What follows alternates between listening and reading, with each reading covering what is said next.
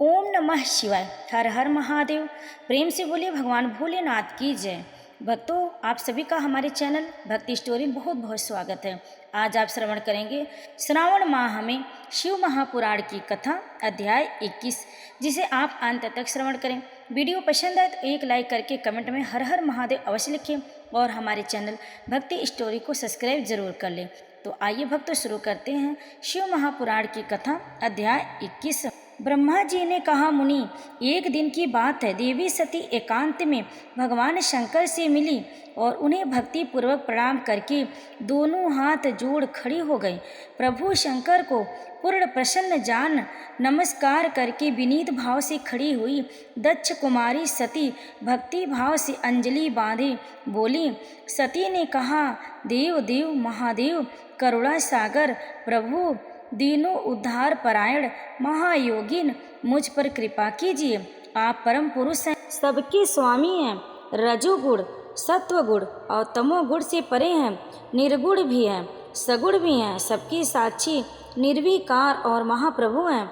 हर मैं धन्य हूँ जो आपकी कामनी और आपके साथ सुंदर विहार करने वाली आपकी प्रिया हुई।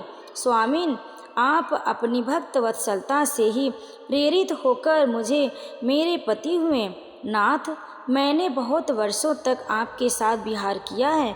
महेशान, इससे मैं बहुत संतुष्ट हुई हूँ और अब मेरा मन उधर से हट गया है। देवेश्वर हर, अब तो मैं उस परम तत्व का ज्ञान प्राप्त करना चाहती हूँ जो निरतिशय सुख प्रदान करने वाला है तथा जिसके द्वारा जीव संसार दुख से अनायास उद्धार पा सकता है। नाथ, जिस कर्म का अनुष्ठान करके विषयी जीव भी परम पद को प्राप्त कर ले और संसार बंधनों में न बंधे, उसे आप बताइए, मुझ पर कृपा कीजिए।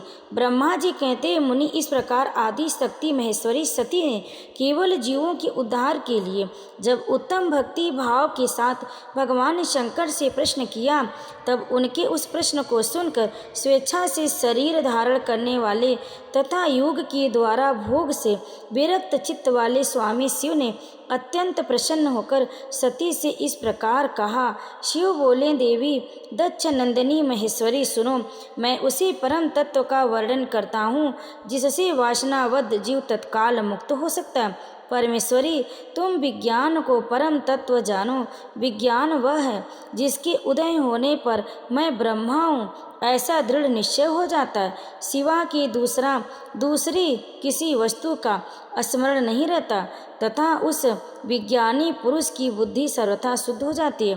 प्रिय, वह विज्ञान दुर्लभ है। इस त्रिलोकी में उसका ज्ञाता कोई बिरला ही होता है। वह जो और जैसा भी है सदा मेरा स्वरूप ही है। साक्षात परमात्मा पर ब्रह्मा है, उस विज्ञान की माता है। मेरी भक्ति जो भोग और मोक्ष रूप फल प्रदान करने वाली है, वह मेरी कृपा से सुलभ होती है।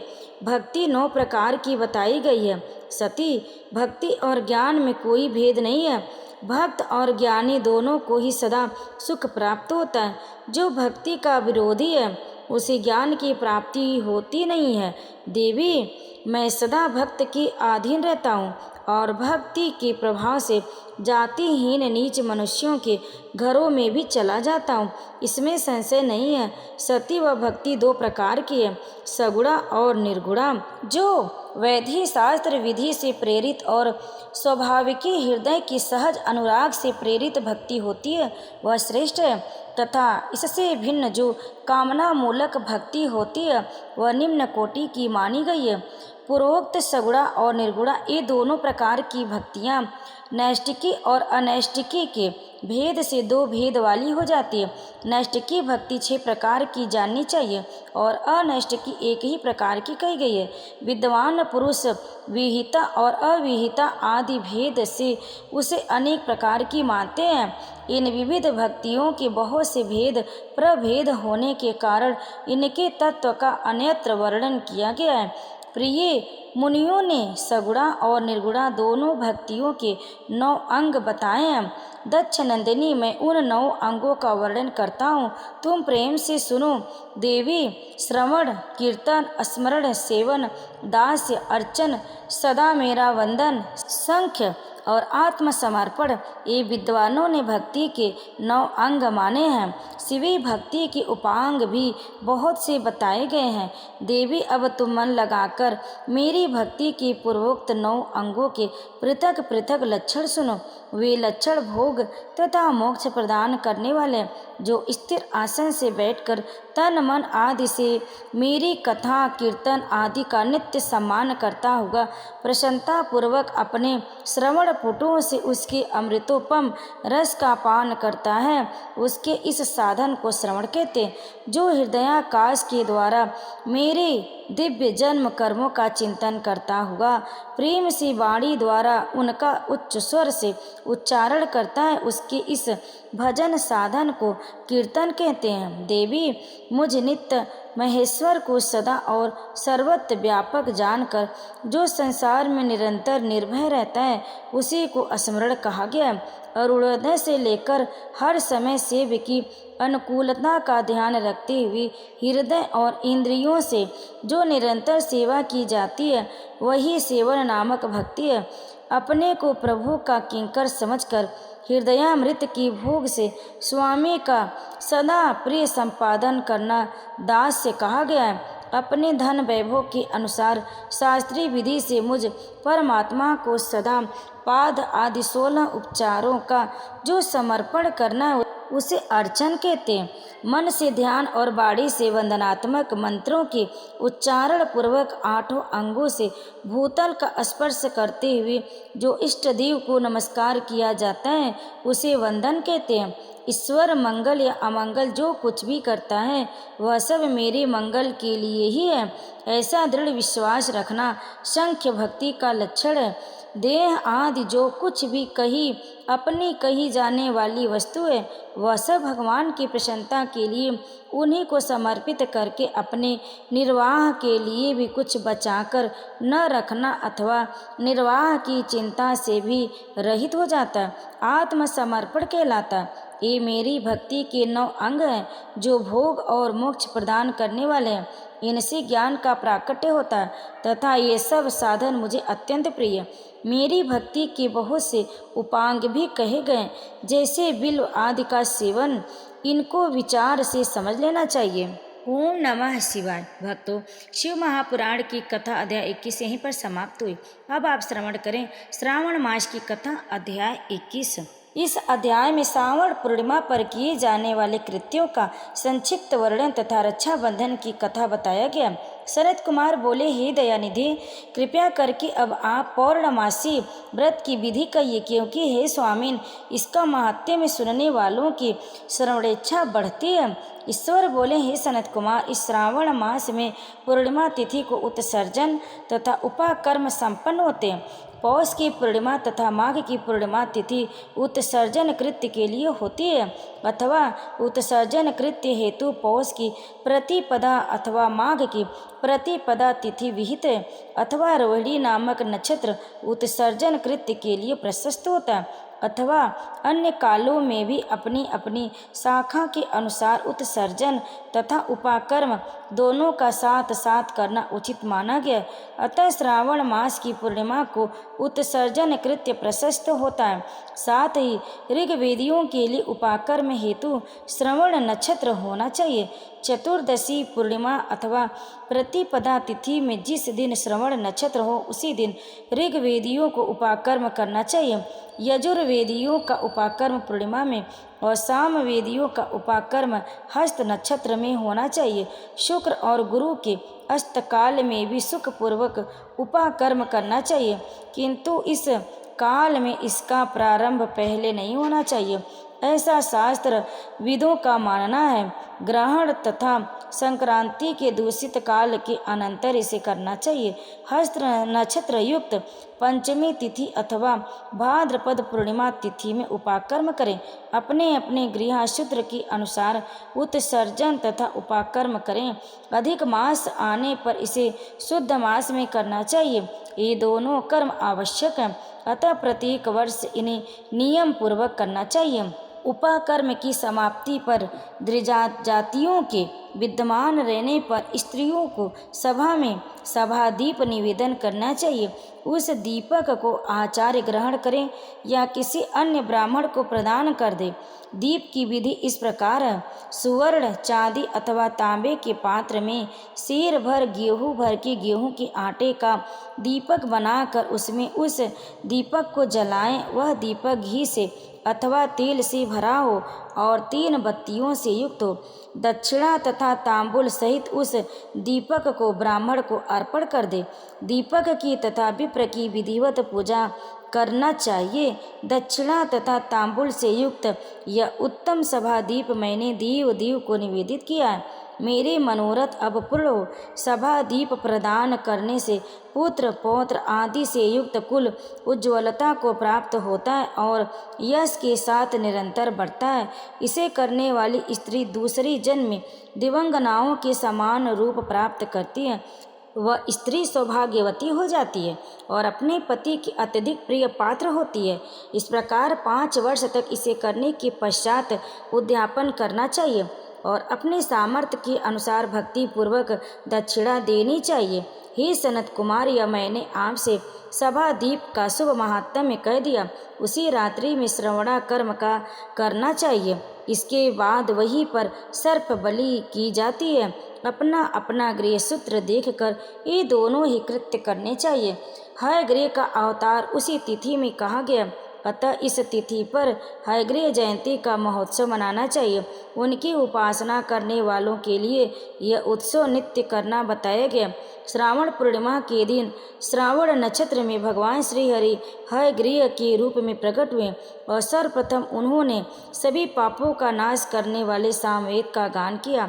इन्होंने सिंधु और वितस्तता नदी के संगम स्थान में श्रेष्ठ नक्षत्र में जन्म लिया था। अतः श्रावणी के दिन वहाँ स्नान करना सभी मनोरथों को पूर्ण करने वाला होता है। उस दिन वहाँ श्रांग, धनुष, चक्र तथा गदा धारण करने वाले विष्णु की विधिवत पूजा करें। इसके बाद साम गाम का श्रवण करें, ब्राह्मणों की हर प्रकार से पूजा करें और अपने बंधु बांधवों के साथ वहाँ क्रीड़ा करें तथा भोजन करें।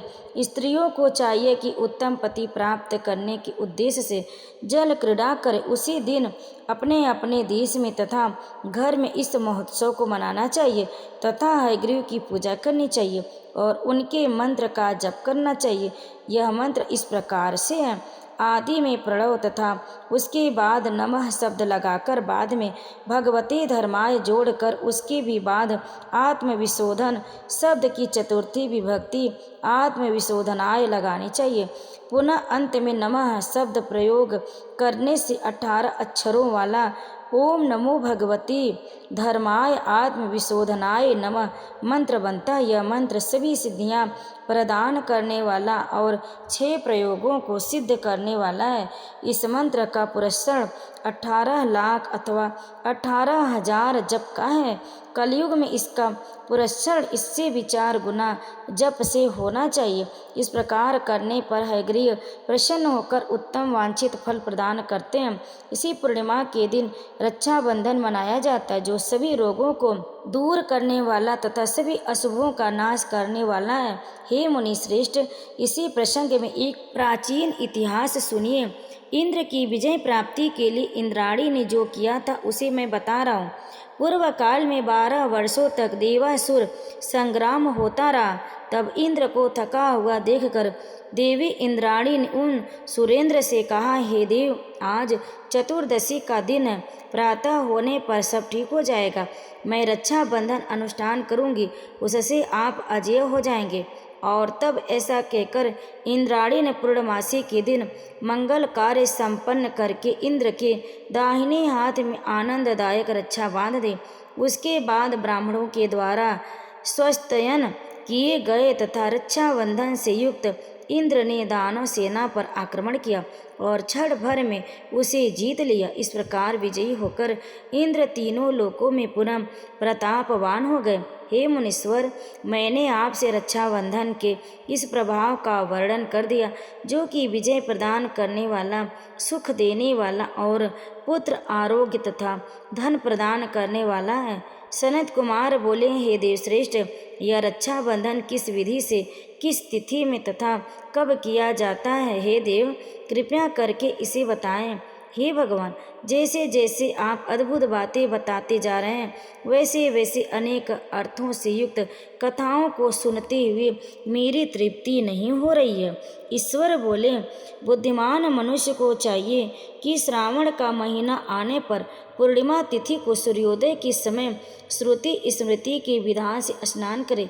इसके बाद संध्या जप आदि करके देवताओं, ऋषियों तथा पितरों का तर्पण करने के बाद सुवर्णमय पात्र में बनाई गई सुवर्ण सूत्रों से बधी हुई मुक्ता आदि से विशोभित विचित्र तथा स्वच्छ रेशमी तंतुओं से निर्मित विचित्र ग्रंथियों से सुशोभित पद गुच्छों से अलंकृत और सर्पप तथा अक्षतों से गर्भित एक अत्यंत मनोहर रक्षा अथवा राखी बनाए।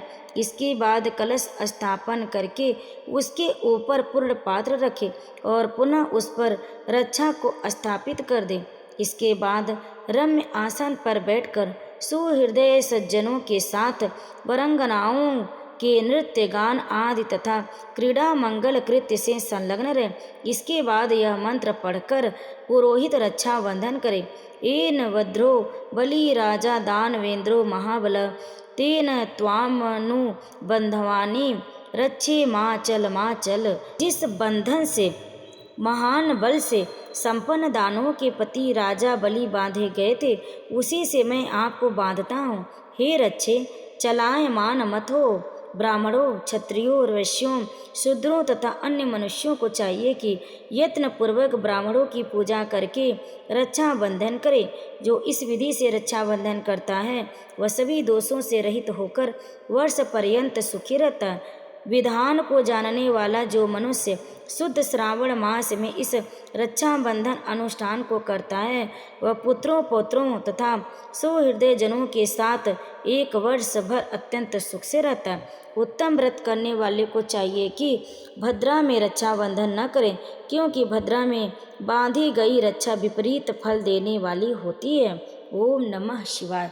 भक्तों, श्रावण मास की कथा अध्याय 21 यहीं पर समाप्त। तो इस अध्याय को अंत तक श्रवण करने के लिए आप सभी भक्तों का बहुत बहुत धन्यवाद। अगर आपको हमारी ये कथा पसंद है, वीडियो अच्छी लगी तो लाइक ज़रूर करें, शेयर करें और कमेंट में हर हर महादेव अवश्य लिखें और हमारे चैनल भक्ति स्टोरी को सब्सक्राइब ज़रूर कर लें। आप सभी भक्तों पर भगवान भोलेनाथ की कृपा सदैव बनी रहे। ओम नमः शिवाय।